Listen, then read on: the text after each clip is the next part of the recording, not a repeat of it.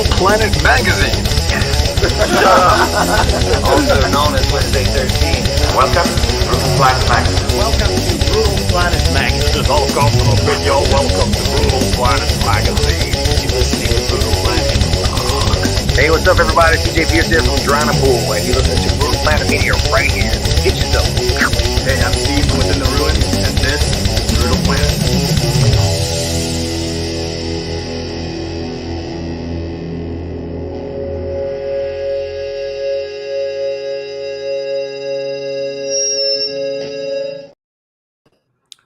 Greetings, Brutal Planet. We are live today with Mr. Brandon Mendenhall from the Mendenhall Project. Mendenhall experiment, but same thing. Sorry, Mendenhall Experiment.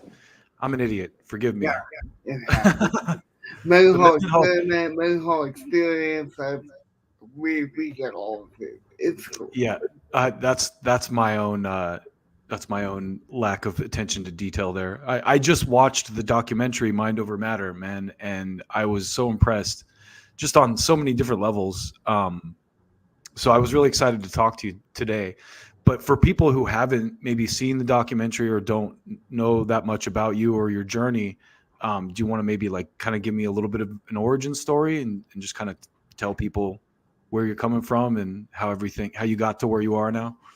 Absolutely. So, Mind Over Matter is a full feature length documentary film, an award-winning film that chronicles my story about being born with cerebral palsy, growing up with it, trying to figure out life, finding my passion in music and guitar playing, and then trying to pursue that career path, ultimately having everybody around me not have a lot of faith in me, tell me that, look, man, doing this is going to be really hard and probably impossible for you to go forth and achieve this, so you probably shouldn't, and my own family steered me away from it pretty hard, but I'm the kind of guy that doesn't take no for an answer. I say F you to everybody. I'm going to do this. I want to be a guitarist. So I came to LA, I made a band, got signed, wrote a record, got some notoriety, got a bunch of endorsements, and then decided to, along the way, that I wanted to use my band as a worldwide vehicle to raise disability awareness to everyone around me, so that in hopes kids growing up today, maybe if they hear my story, they don't have to go through all the hardships that I went through. Man, the movie is so good on so many levels. Just as like a guy who grew up in the same kind of, metal, I think, and hard rock in general is a music of outcasts and outsiders, and I think that like your story was so relatable to me, even as someone who doesn't have a disability, just as someone who kind of grew up feeling like an outsider and found solace in the metal community and playing guitar and all that kind of stuff, Yeah, like music and metal in general really gave me an identity. It gave me a place to call home, and guitar playing just it became like my identity. It's what I do, and people tend to seem to think I'm good at it now. So, what more can you ask for? It's such a triumphant story too, man, because they told you like you would never be able to use your fingers, and through the playing of guitar you kind of trained yourself to use your fingers again and overcame all that. And then my left hand, you can kind of see it still functions weird. So I used to have zero mobility in my left hand, and now I have like full range, but I still don't have like full like adequate function, so to speak. So how I deal with that, or how I've worked around that rather, is I down to my guitars to like at first I started with like an open tuning. I was in like an open C, and then one of my guitar techs was like, "No, the style of music that you're playing, you should drop it." And I've been in drop C ever since. That kind of opened up the floodgates for me to really focus on songwriting and the physicality of guitar playing as a secondary rather than fighting for it being primary, you know? Mhm. So you can kind of work around any kind of inhibitions you may have that way. Yeah, I mean it doesn't make me like an Eddie Van Halen shredder by any means, but it allows me to make the instrument functional for me in the sense of like songwriting and jamming and playing. I can find my place in it. Like, am I ever gonna be a Steve Vai? Probably not, but not a lot of people are, right? No, right. Another thing I thought was great about the story, a couple things I thought was great about the story. First of all, you had your typical rock and roll bout with drugs Yeah, and yeah. overcame that. My little Kurt Cobain moment, so to speak. Little Like, side little side trail. yeah, like thought it was cool to be like into all that and like fall victim to all that. And I guess it's an interesting part of my story, but I definitely don't endorse it. Right, I'm of lucky. course. I'm lucky to be alive to tell the story, and I think there's a lot of meaning behind that. Yeah. Well, and one of my favorite scenes in the movie was when you guys are playing at the bouncy house, because I think anyone who has played in a band can relate to that so hard. It's like we any musician has had gigs like that where you're like, "What in the hell am I doing?" Yeah, we decided to put that in the movie, and we needed a moment like that in the film. And we knew when we were putting like the storyboard together and how we wanted to lay everything out, we knew the gaps that we needed to fill. And like that gig just kind of happened like organically. But we decided to have cameras come down and put it in the film. And yeah, we were all just like, what the hell are we doing? It's just one of those gigs where you're like, okay, this is like, that wasn't even like a glorified practice. Like, that was like, what the hell are we doing? Playing in a park in front of a bunch of kids. And uh, I was drinking pretty heavily during that entire performance. If you look at the footage, there's a red solo cup on the on top of my amp, and it was just filled with like Jack and Coke, Paying dues, man. trying to fi- trying to trying to lighten the mood, so to speak. So that movie came out quite a while ago, right? It came out, was it like 2018 or 20 January 2019. So 2019? we've been out like 5 years now. And it came out right before COVID happened. So like Yeah. we had a small stretch before COVID came and shut the world down. And honestly, COVID kind of shut the success of my movie down along with it. Yeah. We had all these plans to roll it out further and kind of stretch out the promotional journey of the film. And I had all these public speaking gigs lined up to kind of accompany the film's release, and all of it got slammed shut when COVID happened. How did the film come about, out of curiosity? Is it something that you pursued, or did someone approach you about it?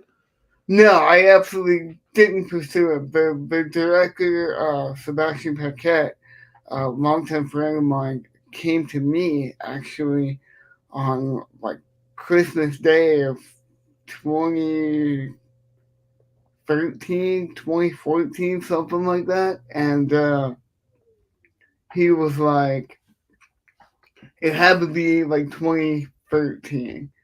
because we just played Aftershock the first time, and Mhm. I have the footage of it on tapes, and that was kind of the one big thing I had under my belt going into the film production. But he approached me on Christmas, said, "Hey, you know, I kind of want to move away from like music video production and move into like feature length film stuff." And he was thinking, "Oh, I could do a short, like a 45-minute short film, 30 minutes maybe, and tell your story. How would you feel?"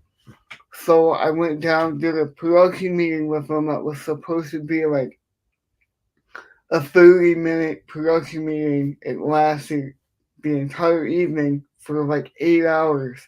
He got my whole life testimony on tape, and he's like, at the end of it, he's like, "Dude, buckle up, because we're about to make a full-length feature film." And that's exactly what we did. We sat together and we had a wish list of things and uh, people that we wanted to get involved with the film, and we periodically knocked every one of those off the list. It's amazing, man. I not gonna lie, I sat and cried through most of it. I thought it really touched me, as the film did. And just like I said, I think even if you don't have a disability, if you play in a band, there's so much to relatable about the story, about your story. You know?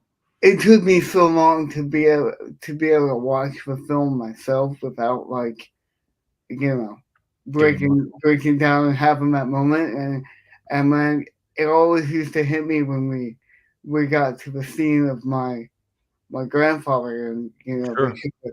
the pictures of the casket and stuff, and it's just um that was always really heavy for me. And so I would get up during film festivals and kind of like slide out of the back of the room for a few minutes, and then I would slide back in, so people wouldn't notice that I left. Uh, and then it kind of shifted. Like I used to get emotional during that scene, and then I got past that, and for some reason I started getting very emotional at the end of the film with Monkey and the things that he said to me, and the final accomplishment of like the festival at the end of the film, and the breaking of the guitar and kind of passing of the torch, so to speak. Um, it's a really huge moment for me to have my hero say that about me to my face is pretty sick.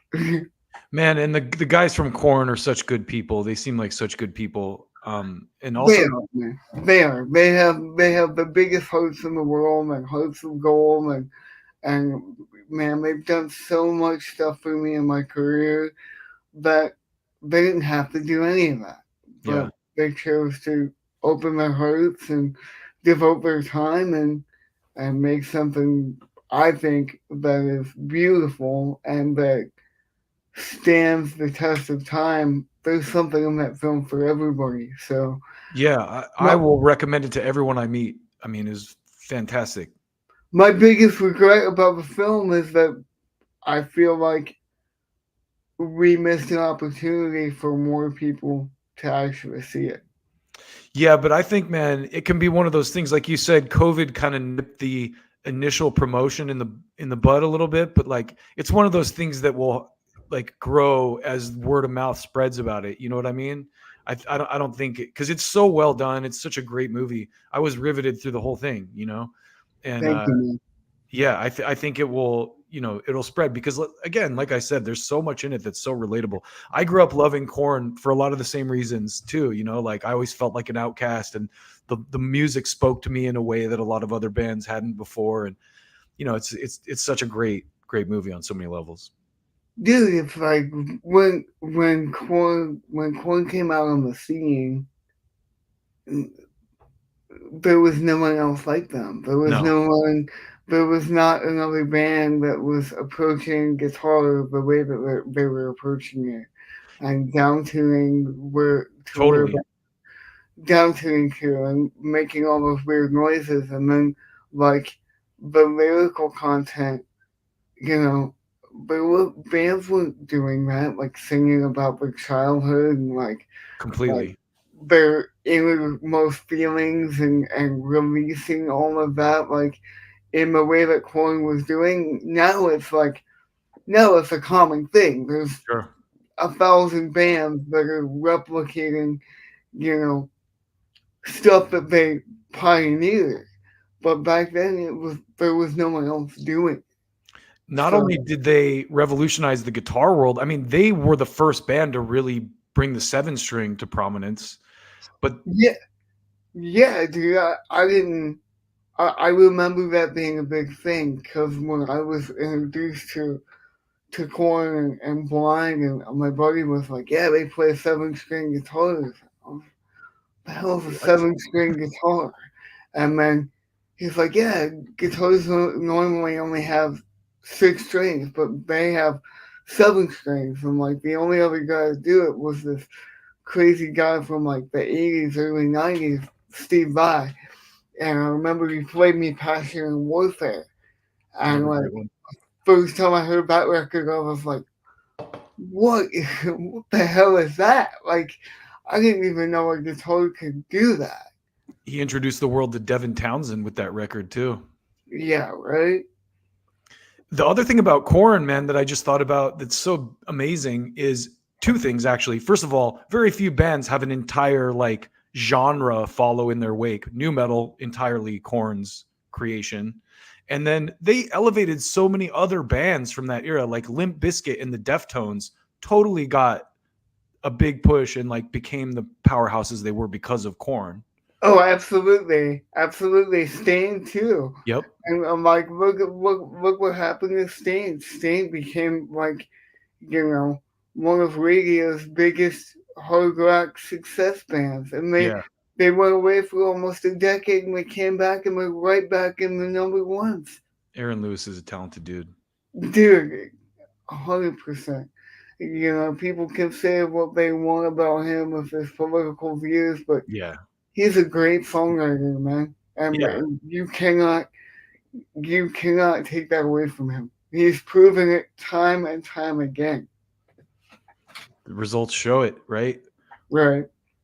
Well, so I'm curious, man. We talked a lot about the movie, and that came out quite a while ago. What have you been up to since then? Kind of walk me through the last 5 years or so, and what you've been doing. Since the movie, man, we've just been focusing on being a band, releasing music and touring and trying to get on tours and festivals. And you know, we were fortunate enough to play Aftershock 2016 main stage because of the movie and because of Korn and because of a nod. And now it's like, okay, we got a couple of favors thrown our way, but now we want to get back to that market, but we have to do it ourselves, you know. So that's what we've Rebuild. been trying to accomplish. We've released, we did a couple of singles in 2019, stuff that we had left over from the first album cycle recordings that we didn't get to release. So we dropped those in 19, and then COVID happened, so we kind of took a break. Hit the studio while we were during COVID time, changed vocalists, got Elise Hayes on vocals, exited Mario Valdez. Mario became a father and he had 2 babies back to back, 9 months apart, Irish twins. And we knew then that it was just going to be impossible for him to do that and continue with the band. So he stepped away. We got Elise in the band. We recorded the last EP, Against All Odds. Actually, we recorded both of the EPs, Against All Odds, which is out. It came out November of 22, And then Chasing Ghosts, the new EP, is going to be released probably July, if not by the end of the summer this year. I listened to the new track "Say It." And Say It just dropped, what, last week or 10 days ago or something like that. Yeah. What'd you think of it, man? I really like the evolution of the sound, man. I love the new vocalist, and it seems like the earlier stuff was great too. Like I love the song "Seize the Day," for example. The hook in that is great and stuff, but it has kind of like that like metalcore sound, and I think this new stuff you're doing has a little bit more of a progressive tinge to it, and it's different, which I like. It doesn't seem like kind of like the stock stuff. A lot of the stuff that's coming out right now.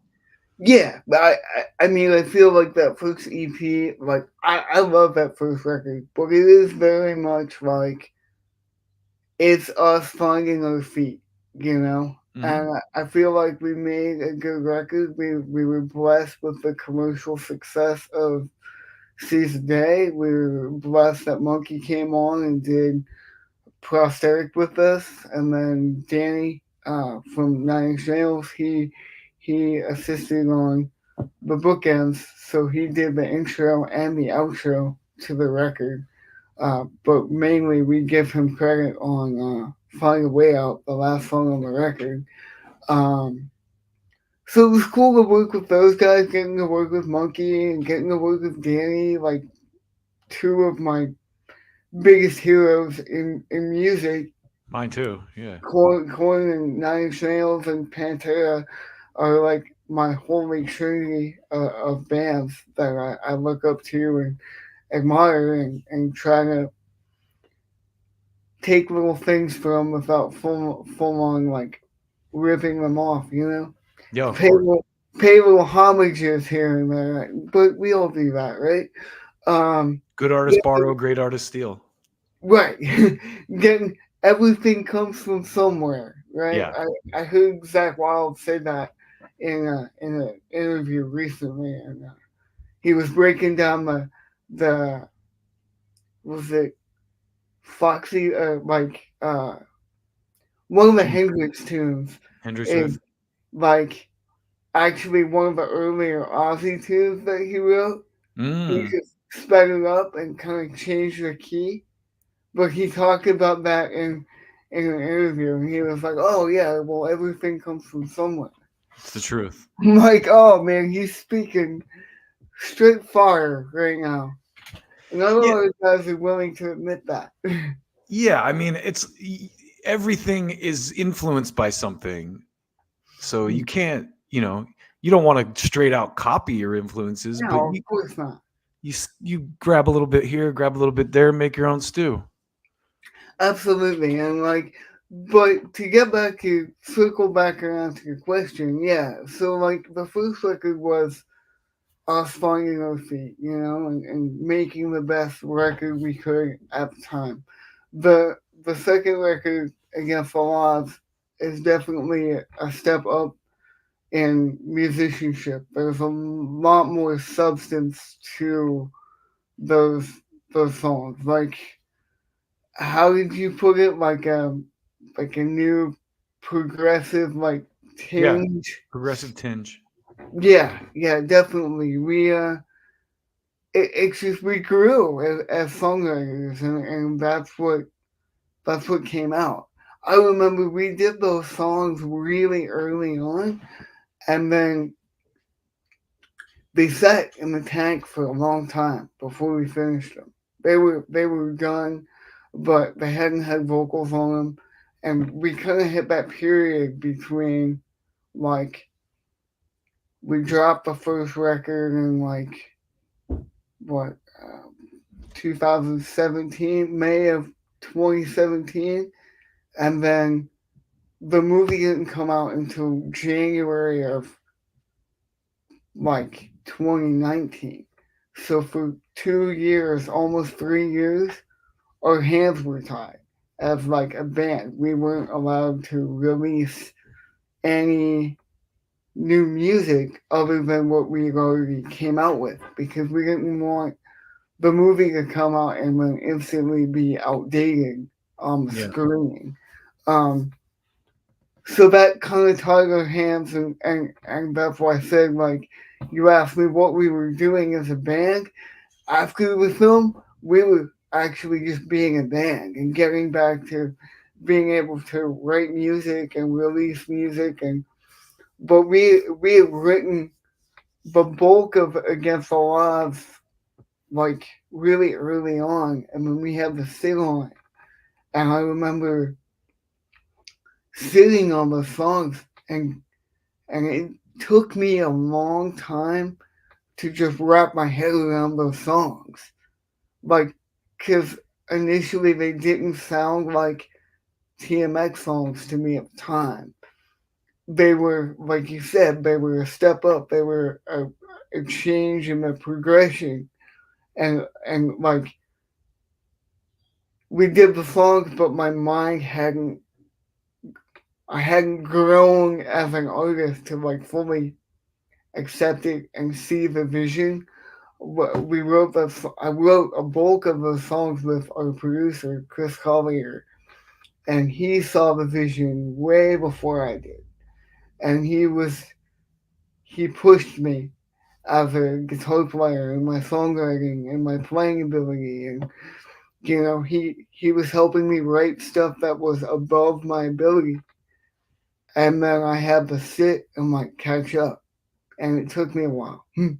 And it took me a while to mentally accept, like, okay, this is the sound of the band. This is we are gonna do these songs, so to speak, and then it all came together eventually when we got Elise in the band and she came in and started laying vocals on it, and then it all made sense to me. You could see the full vision, so to speak. Yeah, and I mean, as an artist and a musician, it's like you're gonna grow, you're gonna evolve, your style is gonna improve as you continue to play and experience more in your life and all that kind of stuff.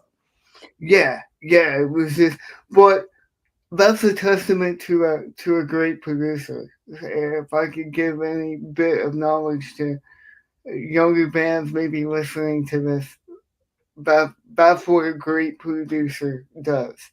He saw he saw the progression in me way before I saw it, and he pushed me to get there. That's what you want. That's awesome. How much of the I know, like based on the movie, obviously you're a skilled producer or a skilled engineer. Do you record all the stuff that Mendenhall experiment does, or Nope. no? I don't. I have fully retired from engineering. The only engineering that I do is I will do pre-production writing. I will put the songs together, my ideas, my portions of the songs, and I'll get the ideas going. I have a small little functional recording rig in the other room where I can do program drums, guitars, bass, and mock vocals if we have to lay down some scratch stuff. But it's nothing super crazy. Pro Tools and Kemper and stuff like that, and it gets the ideas down. But that's as far as I go. It kind of interning in the big studios in Hollywood at Westlake, and then I made a short return to the studio. Um, a few years after that, I went back to Under City Recording, and I was over at Media Scare Records, doing a bunch of hardcore stuff and trying to get back into the engineering game. And me and the owner of the studio had differences, and it's the only job I ever quit in my entire life. Oh wow. But I remember the Chicago Blackhawks won the Stanley Cup in 2010, and they won the cup and they were celebrating. It was the first time in 60 years or something that they won the cup, and the owner of the studio thought it would be cute to come in and pull the DVR card out of the like the TV when we were in the studio doing edits, but we had the TV on. We were watching the Cup celebration, and he came in and he pulled the DVR card, and I was like, "Fuck that, I'm out," and I left. I left that night and never came back. Just to be a dick, like. And after that, I was like, "I'm done. I'm done with the studio. Like the big studios like that, man, just burnt me out." And I've just never had the passion to want to sit there and be meticulous. Like I just can't do it anymore. Yeah, and if you're an artist, you want to focus more on that side of things too. So if you can hand that aspect off to talented people, why not? And people say that to me all the time. Well, when you've got the education, you could record it yourself. You've got all this gear and all this equipment that you have. So I'm like, I don't want to do it. Creating the songs is enough. I don't want to sit there for 60 hours with my head in a mix. Yeah. Like, I don't have a passion for it like that anymore. It's a lot more work than people realize, mixing and recording and all that stuff. It's painstaking, and honestly, man, I don't have the environment for it. And even though I have good gear, I don't have great gear. So I would rather pay somebody like Chris Collier to say, "Hey, man, here's what we got," and he'll have it done for me in a day. Whereas it would take me 3 weeks to finish a mix. I don't have time for it. I got Who you. does? Yeah. Are you still based in LA? I am for the moment. I'm slightly out of Los Angeles. I'm in downtown Riverside. I've been here for about 10 years, and I like it here. It's a little slower paced than LA, but it's a whole hell of a lot nicer. Don't let anybody tell you that the Inland Empire is a worse place to be than Los Angeles, because they're straight up lying to you. I've Or spent some they never experienced it themselves. Yeah, I've spent some time in Riverside. It's a cool town. Fun fact, you may or may not know this, the show Breaking Bad was originally supposed to be set there. Yeah, you know what? Someone told me that a couple weeks ago, and I was like, dude, that would have been awesome for the revenue of the town, but it would have also created, like, I guess, a stigma around the town, and I don't think the council people wanted that. Yeah, it actually ended up, I think it worked out for the best being in Albuquerque. I have cousins who live there, and it brought like a film industry to Albuquerque, which had nothing before. So yeah, it would have been a totally different series had they set it in like Riverside, like a suburban environment, like totally. Riverside. You know, Riverside is not the desert. It's not Albuquerque. Like, Yeah, I feel like they made the right choice. totally. The backdrop of the show had so much character to it that it wouldn't have otherwise. Absolutely, absolutely. But talk about a great series. Oh yeah. I don't watch a lot of like TV series, but I actually sat and I watched the whole Breaking Bad thing. Because we got to do press with OJ Miggy, Walter White's son, who consequently had cerebral palsy on the show, but then actually have cerebral palsy in real life. So OJ teamed up with us, and we got to do some promotional press for Mind Over Matter on the LA Morning News. It's pretty awesome to team up with him and do that. And then when I was in Arkansas, in Bentonville, for the Bentonville Film Festival, that's where I first met OJ. He came through and watched the film, and we exchanged numbers, and he was like, dude, I'm going to support you 1,000,000%. So it was cool. So in turn, I sat and watched the whole series. It was awesome. It's so great. I'm the same as you. I'm not a big TV guy. If I watch TV, it'll be like YouTube videos or something like documentary.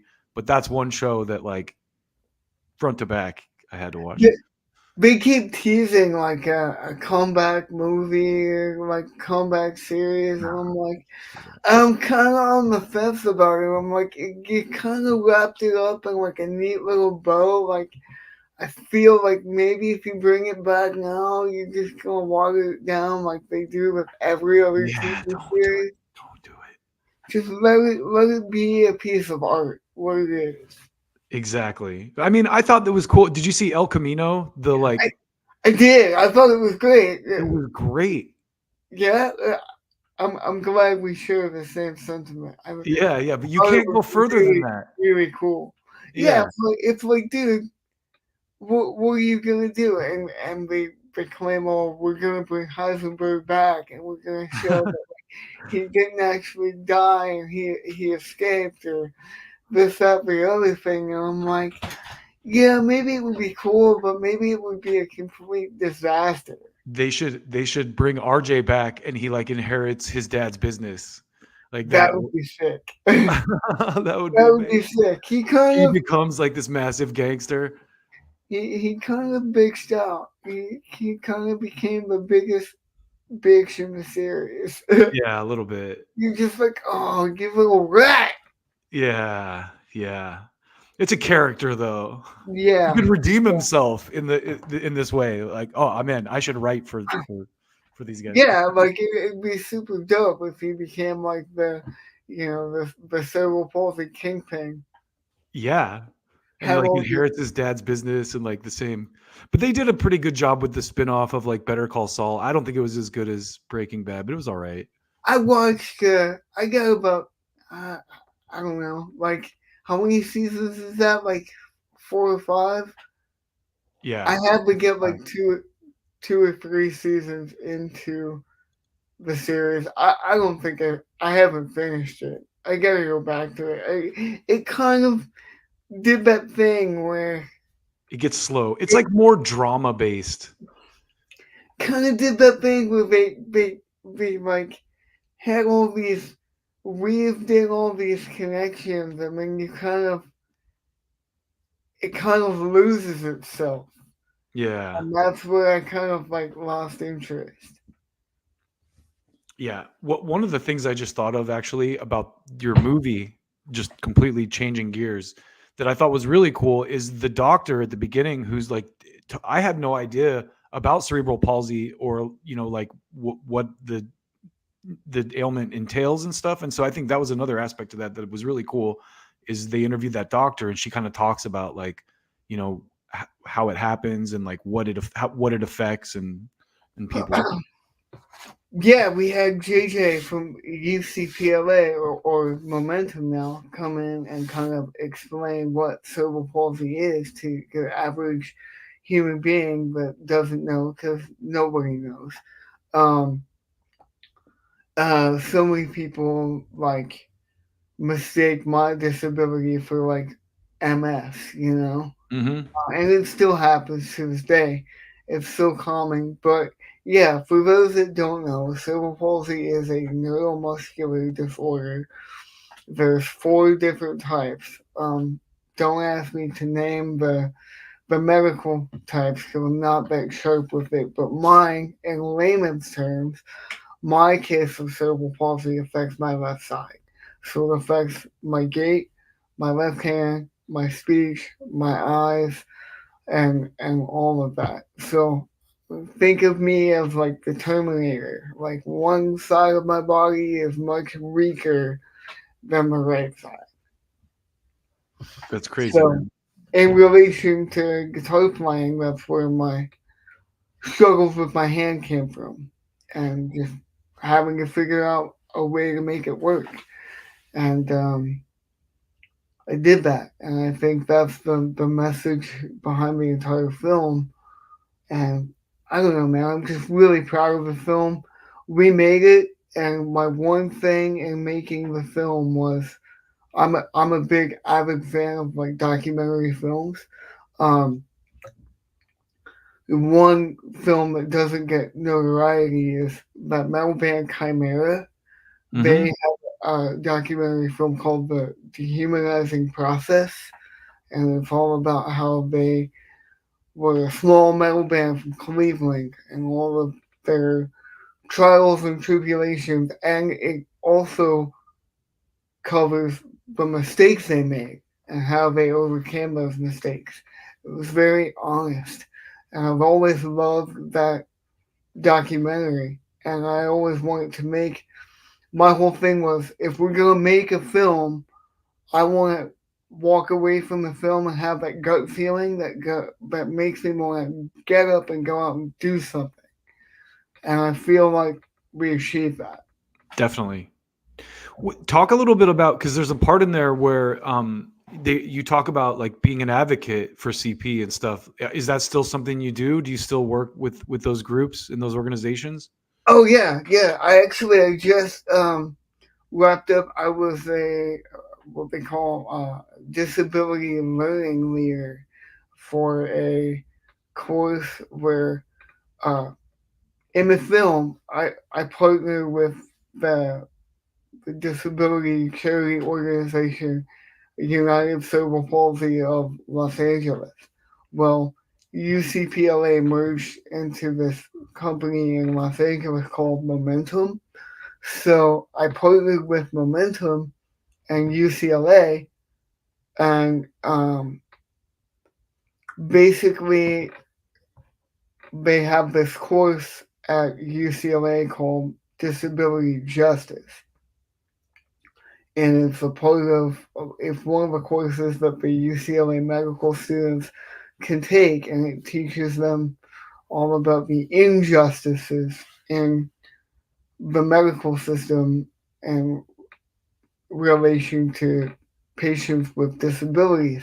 So where I came in was I was hired as a learning leader to partner up with the students, and they had to get 60 hours a week with me on Zoom call. Um, Not 60 hours a week, but 60 hours over the course of like 3 months. They have a log 60 hours with me. So they were getting on Zoom calls with me like periodically, and we had 13 different students, and basically their job was, or their task was to get with me and spend time with me and learn what it's like for somebody living with a real disability, like get their take on things. How has life been for him? And of course, everybody kind of gravitated toward me because they introduced me as a rock star with a movie and a records, and like, you know, documentary film. So everybody kind of signed up with me. So I got to kind of teach these young minds and give them perspective on what it's really like living with a disability. That's fantastic. Yeah, it's a really dope experience. It was my second year doing it. Um, did it the first year. The second year, they didn't hire me because I was living outside of, and I'm still living outside of LA. But then they called me back this past year and said, "Hey, we really need you. Like, you bring invaluable, like, you know, Input. interaction to the course." So of course I hopped on, did it for them. I love that stuff, man. Anytime I can kind of guide young minds, that's what I'm here for. That's amazing, man. What does the rest of this year look like for you guys? You said, so is the single building up to, you said an EP? Yeah. So the Say It is the actual second single off of the upcoming EP called Chasing Ghosts. It should be Okay. out before the end of the summer. And then we've got a tour in July. Looking at putting together another tour in late August, first week September, and then we're gonna close out the year with like 2 weeks end of October, early November, and that will be the year for us. And then we've got a bunch of songs in the tank, so I'm gonna start looking at those and trying to see what the next batch of recordings look like. When we went in to record Against the Odds, we thought we were gonna put all 10 songs on one album, and then I kind of looked at the climate of the music industry and went, nah, we would get more juice out of this if we just split it into 2 releases. So that's what we did. Makes sense. Yeah, a lot of people just release singles. I talked to a lot of bands that'll put out a single and then do a small tour around that. We're probably gonna move to that kind of function. Maybe not like all singles, but we're probably gonna drop like a bunch of singles, and then at the end of it, we'll put it all on an EP and kind of drop that. And just it's the way the industry, man, is changing so much, and you just gotta kind of constantly evolve with how people are reacting to accepting music these days. Yeah. Do you guys have any dates in the LA area? I'm based actually out in Agora Hills, so I'm not necessarily in LA, but I'm, adjacent. Sick, yeah, man. We are finally coming back to California on this next tour in July. We're looking to have a show in Los Angeles and a show in San Diego. Awesome. Well, I hope I get a chance to see you guys, man. Hopefully we can tack on a date and do Riverside there as well. Just as kind of, maybe we'll just do it as a quiet hush kind of secret thing. But we haven't played locally in 2 years. We did that intentionally, but I decided to come back to California and play. There's a lot of the IE, like you're saying, doesn't get a lot of credit. There's a huge metal fan base out there. I've gone out there to Pomona and stuff to see shows on several occasions. So gotta love the Glass House and yes, there's a bar called Characters. We used to play there a lot. Just punk rock bar. We did a bunch of shows there. We kind of cut our teeth at that bar. Between Characters and Pomona and of course the Whiskey Go Go in Hollywood, that's how we learned how to be a band. That's awesome, man. Yeah, well, it's cool to know that you're close by, and I like I said, I hope I get a chance to catch you guys when you play out here. Absolutely, man. I appreciate you having me on and taking the time with me. Yeah, man. Like I said, everyone should go see or watch Mind Over Matter. I watched it on Roku, on the Roku channel. But is it free on Roku? Yeah, it's on the Roku channel. Sick. Yeah. So that's where I watched it. It's always changing. Like it was on Amazon Prime, and now it's like on Amazon Prime in Europe, but now it's on YouTube for rent. I know it's on Crackle. I know you can go to the Sumerian Films or the Sumerian Records website, and they moved the Mind Over Matter site to a tab underneath Sumerian Films. So the Mind Over Matter site's under there. You can buy the film, you can buy the t-shirts, the guitar straps, all that stuff. I'll definitely be recommending it to a lot of people, man, because I really enjoyed it, and I thought it was. Before we go, let me throw this up real quick. We got a comment for you from a guy, Bill. He says, "What's up, Brandon? It's Bill from Eternal Awakening." Eternal Awakening. Bill Steppel. Oh, I know Bill. Bill. He says, "I was a Paris Panther back in the early '80s." You bastard! You blew up my Mesa cabinet. I'm never gonna let you let that down. Like I was jamming with Bill and an early inclination of the Mendenhall experiment, and I left my gear at his house, and he got all drunk one night, hooked his Mesa Boogie Strategy 400 up to my cabinet, and blew it sky high. Oh, but man. he fixed it, but You're still an a-hole for that, dude. Anyhow, love Bill, man. It's all water under the bridge, but I gotta tease him about it since that he hopped on here. I didn't even realize that we were live. That's awesome. Oh, okay, cool. Well, Brandon, man, I really appreciate you taking the time. You have such an awesome story. The music is great, and I'm looking forward to hearing more from you guys. Where can people follow you on socials and all that? You'll find everything to do with the Mendenhall experiment on www.themendenhallexperiment.com. You'll find me on Instagram under Sir_Mints_a lot. You can find me on Facebook, Brandon Mendenhall, if you're into that thing. And then everything video wise is on YouTube underneath TMX Official. We got it. Brandon from the Mendenhall experiment. Thank you so much, man. I really appreciate you. And like I said, please come back and talk to me again when you got some new stuff to promote, new single, new tour, whatever. Cool, man. Yeah, we'll be back in probably July. So if you want to make up with me, let's do it. Let's do it, man. Let's talk then. Thanks, boy. Until next time, take care. Keep it Take brutal, care. y'all. Peace.